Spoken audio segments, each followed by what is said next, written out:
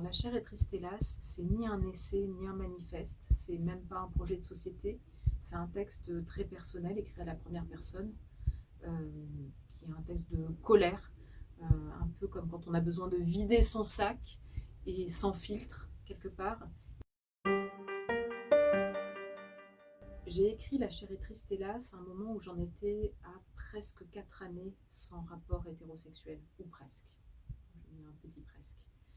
Et il y a eu un moment où j'ai eu besoin de coucher sur papier cette expérience, de la partager, mais surtout de m'en soulager. Je crois que vraiment, il y a quelque chose un peu de l'ordre de la crise. Moi, je suis quelqu'un qui a très peu de variations émotionnelles et je crois que j'ai eu besoin de laisser pour une fois éclater cette colère pour ressentir un grand soulagement derrière.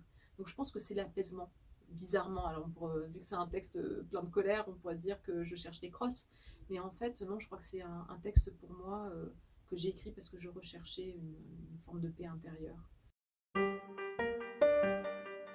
Les gens me disent ah, je l'ai lu d'une traite, mais en fait je crois que je l'ai vraiment écrit moi-même d'une traite, comme ça, très vite, comme si je pouvais plus m'arrêter.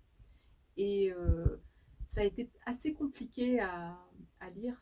En fait, c'est très compliqué de lire ses propres livres à haute voix, comme ça, dans une cabine.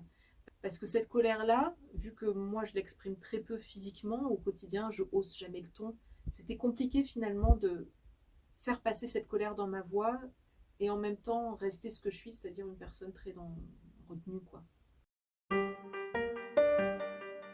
En fait, c'est apparu comme une évidence vu que c'est un texte à la première personne. C'est un texte qui est vraiment très intime.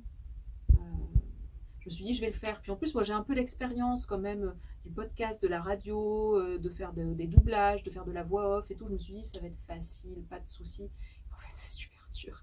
En fait, ça a été vraiment, vraiment, vraiment difficile. Se lire soi-même, c'est 1000 fois plus compliqué parce qu'il y avait des passages que je lisais qui faisaient écho aussi à certaines choses que j'avais écrites moi, mais surtout à certains traumatismes passés aussi.